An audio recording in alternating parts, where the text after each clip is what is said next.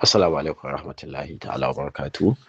Wannan rahoton TRT ce ta kawo inda ta bayyana cewa hukumar leƙen asirin Amurka ta tabbatar da cewa fa Iran fa tana nan akan ƙarfin makamai masu linzami. Wannan ikirari na Trump da yake cewa da kuma sauran gwamnatin Trump cewa ya karya ƙarfin makamai masu linzamin Iran, wannan ba gaskiya ne ba. Iran tana nan da ƙarfinta na makamanta. Don haka suna daɗa shawartar shi. Akwai hira da naga an yi da ɗan jarida wanda ɗaya daga cikin hanyoyi da suka bi na tsara wannan yaƙi, wanda hukumar leƙen asirin Mossad kusan ta jagoranta, duk da su hukumar leƙen asirin sun bawa shi Trump ɗin shawarar irin sakamakon da yaƙin zai iya jawowa. Yaƙi ne da sun haska mai cewa fa idan ya sake bayan rahoton da ya ba su cewa akwai tsarin kisan jagoran shi juyin juya hali, sun bayyana cewa idan fa suka shahadantar da shi suka kashe shi kenan kamar yadda su suka faɗa, fa zai haifar da wani sauyi na masu tsatsauran ra'ayi wanda gwamnatin ƙasar, wanda yanzu muna sa rai in ji su idan ya mutu normal a gida to fa za a iya samun sauƙaƙƙen ra'ayi a bashi ya ci gaba da jagoranci. Amma in ka yadda muka kashe shi to fa za a bawa mai tsatsauran ra'ayi wanda ƙarshe zai zo ya fi shi zafi kuma zai fi shi ƙoƙari na yi mana barazana a kan shi, wanda sun bayyana cewa to yanzu ga abin da gari ya waya, sannan sun mai maganganu sosai akan sakamakon da yakin zai jawo. To amma dai yanzu ma sun daɗa bayyana mai cewa fa wannan duk shirye-shirye da yake yi to fa ƙarfin Iran na makamai masu linzami kai ya yaudari kai shi yana nan. Shi yasa yanzu diflomasiyyar ya bi ya fara ziyara China da sauran ƙasashe da yake ganin abokanai ne da Iran, tun da ya barazana kuma ya biyo duk ta inda zai biyo ya ga abin ya ci tura. Fatan mu shine Allah ya ci gaba da ba wannan ƙasa ƙarfin nan, Allah ya sa ƙarfin da za su ci gaba da gani to ya lillinka na baya sosai. Allah ka taimake mu. Taro ne da al'ummar Falasɗin suke gabatarwa na yankin Ramallah, wato yankin West Bank da aka mamaye. Wannan taro da al'ummar Falasɗin suke yi domin tunawa da shekara ta 1948. Wannan taro da suka sa mai suna na ƙaba, wanda a Hausance ake cewa bala'i, wani bala'i da ya faru. Wannan bala'i da ya faru ga al'ummar Falasɗin irin wannan ranaku ne Isra'ila a shekara ta 1948 ta kai hare-haren mamaya ga yankin Falasɗin. Shekara ce ta fara mamaya wanda sai da ta raba Falasɗinawa 770 da wani abu, kusan Falasɗinawa 800 ne suka bar gidajensu bayan fara mamaya da kwacewa da Isra'ila ta fara wa al'ummar Falasɗin, wanda an yaƙi da Larabawa ƙarshe da Isra'ila ta yi nasara. Wanda irin wannan rana ita Isra'ila take kiranta ranar nasara. Menene nasarar? Shine zalunci da aka yi wa al'ummar Falasɗin, aka kwace musu gidaje, aka kore su daga wannan yankuna nasu da suka gada iyaye da kakanni. To irin wannan ranaku ake tunawa da wannan zaluncin na ma yankin Ramallah ne suka fito domin tunawa da wannan rana. Allah, yanda waɗannan azzalumai suka fidda ku daga gidajen ku suke zalunta ku har a yau suke ci gaba da mamaya, Allah ka kawo ƙarshen su da gaggawa. Allah ya sa al'ummar Falasɗin nan gaba sai sun mamaye dukkan yankunan su, tun daga iyakan Lebanon har zuwa iyakar West Bank, zuwa iyakoki da suka haɗe da Jordan da duk wannan iyakoki na al'ummar Falasɗin. Allah ya ci gaba da dafawa 'yan gwagwarmaya. Wani rahoto da ke fitowa daga kafar yada labarai ta BBC, Trump ya bayyana cewa yakin Iran na ci gaba da ingiza tashin farashin kaya a Amurka. Tashin farashin kaya da ya dami musamman jami'ai na gwamnatin Trump sanadiyar yanayin damu ga 'yan ƙasa da suke ta nunawa akan wannan yanayi da ake ciki. Rahoto na ƙasa, Trump ya tafi ƙasar China, ya hau jirgi domin zuwa ƙasar China. Akwai ziyarce-ziyarce da zai yi da kuma tattauna musamman dangane da kawo ƙarshen wannan yaƙi. Trump bayan jin kunya da ya ta ɓangaren shan kashi da ya da kuma ɓangaren diflomasiyyar nan ma an danne shi. Yanzu duk waɗanda suke da faɗa a ji kamar suke da alaƙa mai kyau da Iran, to bin su yake, ya bi Pakistan ya ga ba za ta iya yi mai abin da yake so ba. Yanzu ya dawo China, daga nan kuma ina ga zai wuce Rasha wajen Putin. To magana dai ɗaya ce zuwa biyu. Yau ma jagoran juyin hali ya daɗa nanata wa'innan sharuɗai guda 5, cewa in dai Trump da Amurka da sauran Isra'ila da dangoginsa gaba ɗaya, in dai ba abu wa'innan sharuɗai ba guda 5, to zaman ma a tattauna ma ba za a yi ba. Balle har a ce an za a kai uranium kaza, za a yi kaza. In dai wannan sharuɗai 5 bai yadda ya bu ba, an fara amfani da su, to ba za a yi wannan zama ba. Na ɗaya, dole a cire wa ƙasar Iran takunkumai na karya tattalin arziki, mafi munin takunkumai da aka sa wata ƙasa a duniya. Dole a saki dukiyar Iran da aka daskara. Bankuna cike suke da dukiyoyin al'ummar Iran, wanda aka hana bayan an siyar, an hana a dawo da su ƙasa domin a hidimta wa 'yan ƙasa da sauran al'amuran yau da gobe.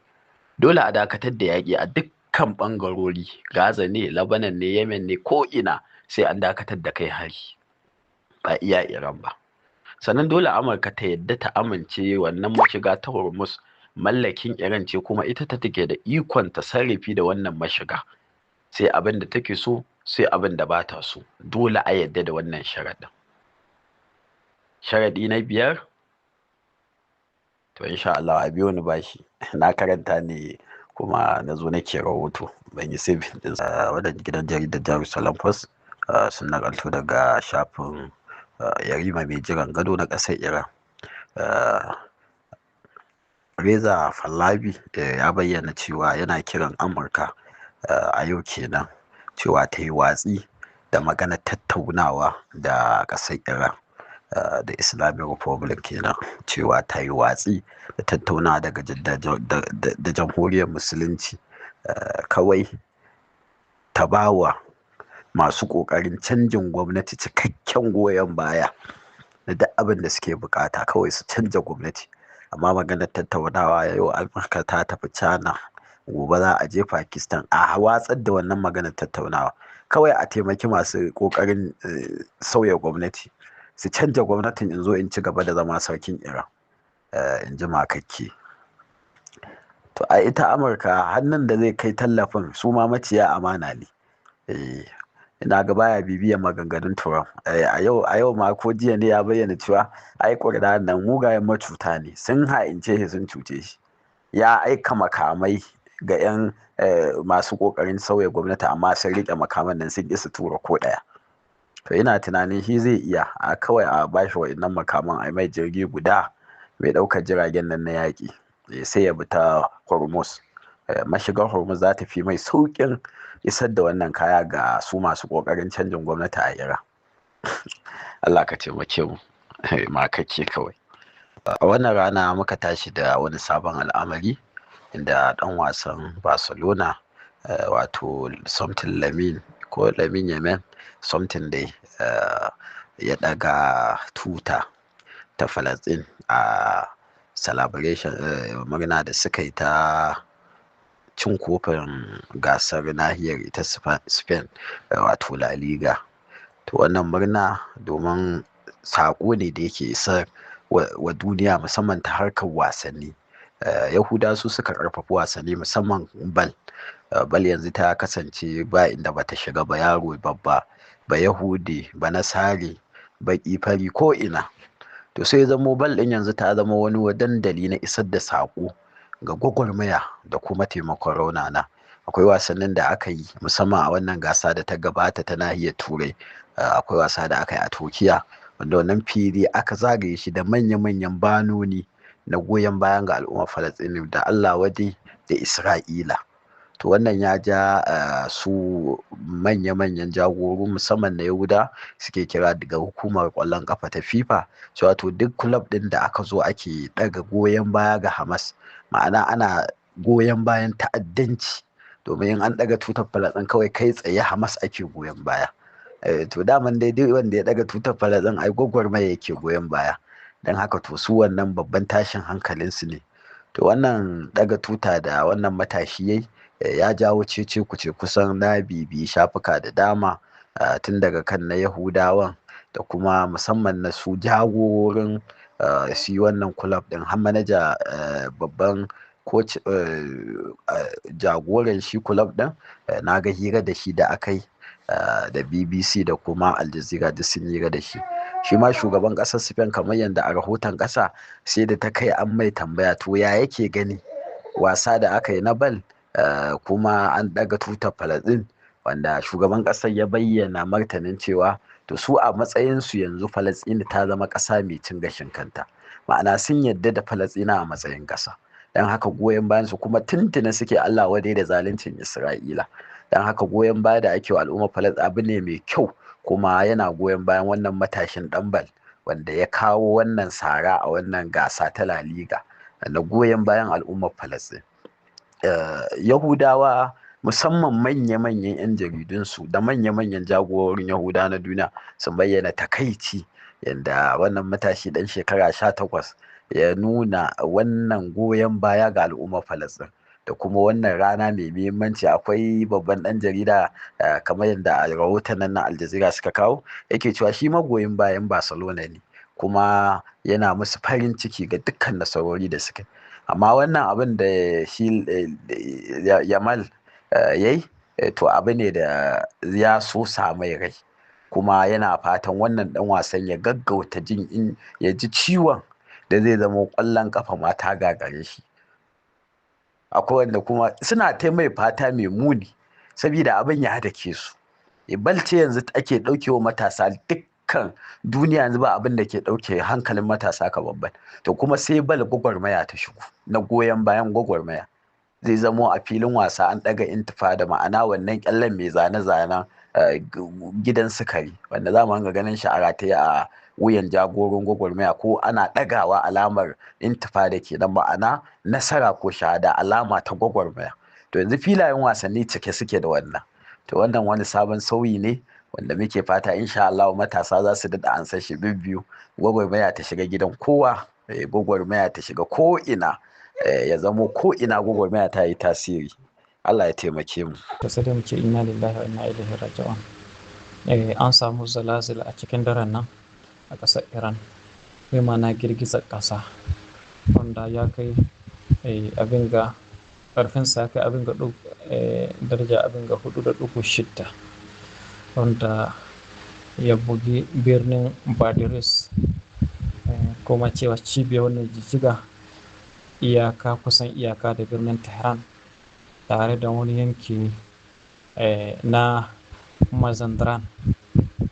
Lallai rahotanni na farko kuma da Al'arabi ta wallafa ba a tabbatar da hasarar rayuka ko kuma dukiyoyi har yanzu, amma an ce hukumomi suna can sun dukufa wajen bincike. To Allah dai ya dakatar da abin, kuma Allah ya kiyaye gaba. Musamman waɗannan ƙasashe sai a hankali, musamman harkar abin da danganci girgizar ƙasa, saboda wasu dalilai da masanan kimiyya suke cewa waɗannan makamai na nukiliya ce na makaman ƙare dangi na ƙasar Rasha wanda ta yi gudi. Wannan bidiyon da Al-Qahira Al-Kibariya ta wallafa, kuma gudunsu ya yi akan nasara, kuma babu wani kote a duniya inda ba su iya kaiwa waɗannan makamai. Babu wani kote duk inda ƙasa take a duniya, babu wani yanki da waɗannan makamai ba su iya kaiwa, sai dai in ba a cilla su ba. Ƙasar Rasha suna da makamai da za su iya tadda kowane nahiya cikin waɗannan nahiyoyi guda 7. Haka nan Allah da ya kiyaye. Lalle an daɗe ba a ga irin wannan ba, kuma kun ga bukin da sun kai bana ba su fito da motoci ba, shawagi da an kai na jiragen sama, sai kuma waɗannan su makamai da kun ka gani sun ka gudu. To Allah da ya kyauta. Kun ga wanga inda karamar ƙasa ce ko wasu ƙasashe masu tasowa sai a ce a yaƙi mutum, amma ga inda ake buga nukiliya kuma babu wanda ya isa ya ce wani abu, sai dai in ƙoƙarin da za a yi a ce a sa mutum takunkumi. Tun da su Rasha kan sai dai Allah ya isa, sai ya ƙarfin mutum ya ɗauka wani mataki a kansu. Haɗe dole Larabawa Al'imarat kenan ta ayyana mutum 16 a matsayin 'yan ta'adda saboda suna da alaƙa da Hizbullah da kuma wasu ƙungiyoyi guda 5. To in ka haɗa 5 da 16 sai su tashi 21. Kenan waɗannan ƙungiyoyi guda 5 a haɗaɗɗiyar daular Laraba ƙungiyoyi ne an ayyana su matsayin ƙungiyoyin ƙungiyoyin ta'addanci, da kuma wasu mutane ɗaiɗaiku su ɗaya mutum 16 su ma an ayyana su matsayin 'yan ta'adda, cewa masu alaƙa da ƙungiyar Hizbullah wadda suke kira ƙungiya ce a matsayin ƙungiyar ta'addanci. Saboda haka nan masu gidajensu sun ka ce tun shekarar da ta gabata. To Allah dai ya kyauta. Kuma wannan shine bokar ɗinmu na ƙarshe. Ba mu tsawaita bokaluka yanzu saboda gudun abin da zai iya biyo baya. Kun san wasabin nan kwana biyun ga shi ma ya gigice, ana ruhe group. Idan odiyuka ko in ce saƙonni suna yawa, ko in ana faɗin labarun bogi da dai sauran abubuwa, ko in ana zage-zage da sauransu, to Allah dai ya kyauta.